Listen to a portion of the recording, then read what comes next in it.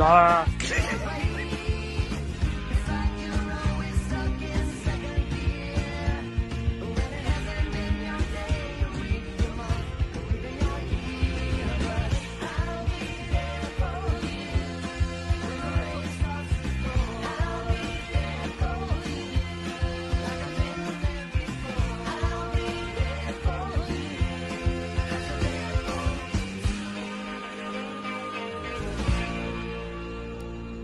Yep, the Taliban are our friends now because of the policies that were put into place by the President of the United States. Welcome back, beautiful and amazing human beings. This is Luke Rudowski of WeAreChange.org, and boy, do we have a lot of very important news to get into, specifically from all around the world where protests are taking over and police officers are either committing the most atrocious acts or quitting in the latest globalist bamboozling, which we will be uncovering in this video, plus a lot more. And as you saw from the beginning intro video, which was uploaded to Instagram by an account called World Conflict, you can grasp that the world is in an absolutely absurd state. Absurd to the point where black comedians are literally being accused of using white privilege by mainline tax-funded media institutions like NPR. Yes, NPR came out with a piece saying that Dave Chappelle went too far since, of course, policing comedy is something that a state-funded media institution should be doing. And I'm personally watching The Closer right now. I just watched half of it, and it's actually pretty good. It's not the best Dave Chappelle has ever done, but it's what he usually does. But it's good. I'm enjoying it. And even though I don't agree with 100% of everything Dave said, I'm not going to be ninnying and attacking someone for trying to make me laugh. That to me is ridiculous, and I wish more people would take that kind of stance. Dave Chappelle just released a statement saying that, quote, if this is what being canceled is like, I love it. And you compare the treatment that Dave Chappelle is getting to, of course, Dr. Fauci, which Disney Plus came out in a self-congratulatory fluffer piece about Dr. Fauci, which for some reason has Bono and the Bushes and all these other weird kind of globalists and world leaders complimenting him. And, worshiping government bureaucrats isn't really that much of a popular idea, but Rotten Tomatoes decided to get rid of the audience score, as of course the establishment-connected critics are giving it a 91% on Rotten Tomato, even though it has 95,000 downvotes of disagreement, of disapproval on its official trailer release of this, quote, documentary, compared to, of course, 7.6 thousand likes. And in reality, I mean, who really wants to watch a video of other politicians fawning over another politician? And that sounds boring as much as it is egotistical and ridiculous. It's also important to point out that there's a lot of very interesting comments on this Disney production, with one person saying, quote, can't wait for the ride they make out of this movie at Disneyland.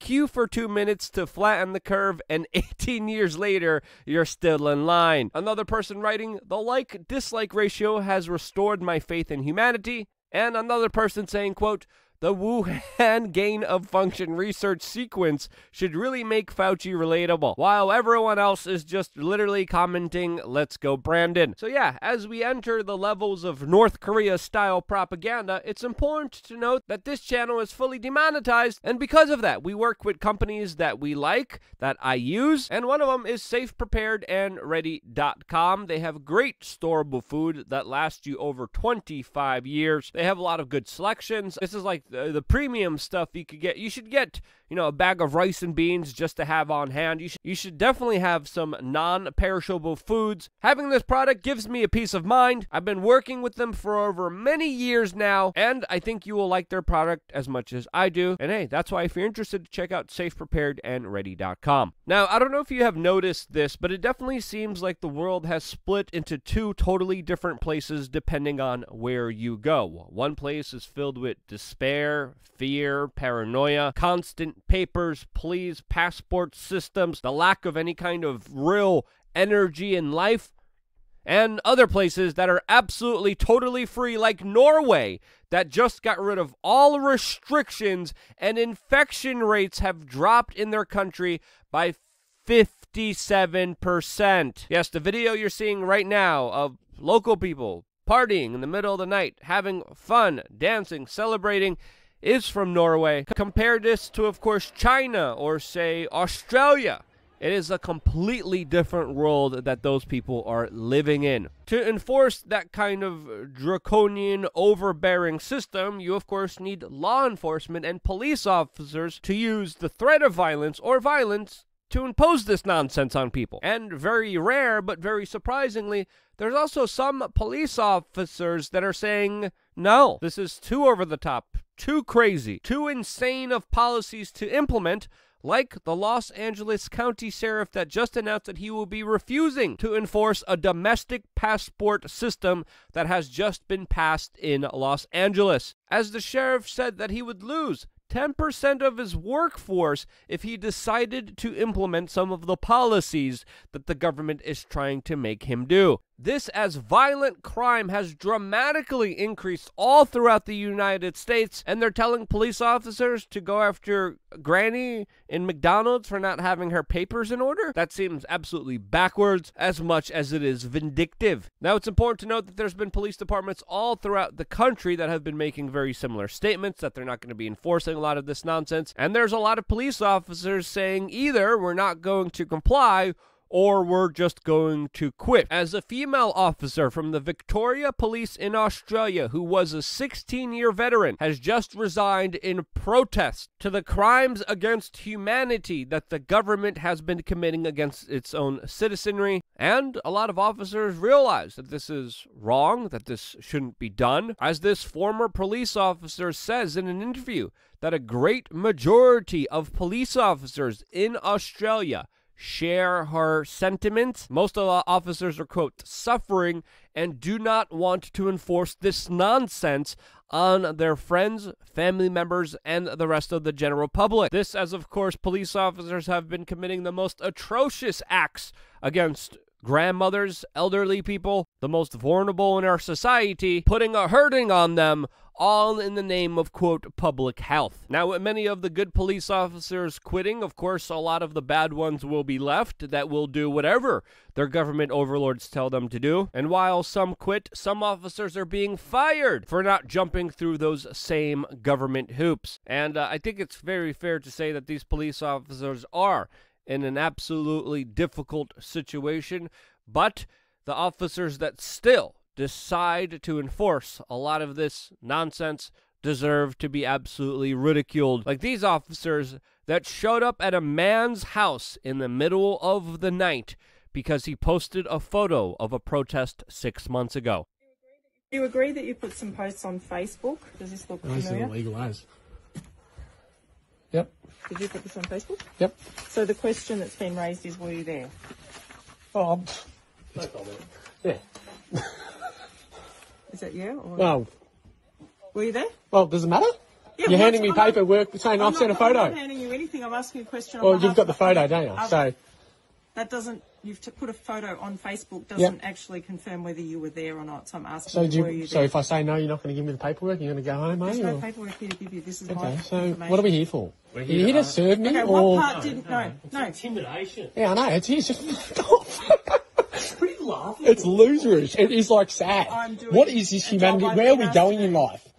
You've got the cops coming around here to tell me that I've been in a protest 6 months ago. To ask you if you have been. This, as of course, many police officers had violated people's basic human rights to be able to even protest, as they're trying to set a chilling effect, trying to stop these mass movements and gatherings from even happening. And it seems like the more they try to stop it, the more they grow the movement, which is expanding and growing. The footage and photos that you're seeing right now are from Italy, where just moments ago there was a major significant protest in Rome where police officers used their batons, used water cannons on people coming out to the streets to demonstrate against their domestic passport system, which has denied many the access to live a normal life, to travel on a bus, a plane, a train, to be able to access food and water. All of that has been denied because of a new system the Italian government has implemented, where if you want to do any of those things, if you want to have a job, if you want to work, you have to get permission from the government in order to do so. Permission in the form of jumping through their hoops that of course will multiply in the future and become more and more restrictive against the general population, which of course many of these protesters realize, and that's why they're hitting the streets, as you're seeing here in this specific video, where police officers arrested people, used physical force against them, used water cannons, tear gas against them. But the upheaval that we're seeing, the protests that we're seeing, are definitely worth mentioning, since of course a lot of the same policies are being implemented almost in synchronized fashion globally, as they are universally met with protests. They're met with people saying this is crazy, this is ridiculous, this doesn't speak for the people, this is not what the people want, this does not help the people. And in response, the state tear gases everyone. Now, these protests are not insignificant. They're not small. The video that you're seeing right now are protests from France, which of course has a significant portion of its citizenry standing up for their human rights, for their dignity, not to be questioned, not to get checked, not to go through passport systems, to just go to a grocery store or a restaurant. That kind of society is absurd, and one that many people absolutely refuse to live in. At this moment, a lot of people are also realizing that there's a lot more of us than they are of them, and wherever possible, people are peacefully standing up for their human rights and dignity. In my opinion, this is something worth noting, even debating, but at least having a conversation on, which that has been denied to the rest of the world, since, very interestingly, a lot of these protests, a lot of these movements, a lot of these destructions of human rights haven't even been talked about on the U.S. American mainstream media. When it happens in Belarus, when it happens in North Korea, when it happens in Syria, the media establishment is up in arms about the loss of civil rights and civil liberties. When it happens in our back door, when it happens in Canada, Australia, France, and Italy, some would argue places like California and New York, we don't even hear a peep about this.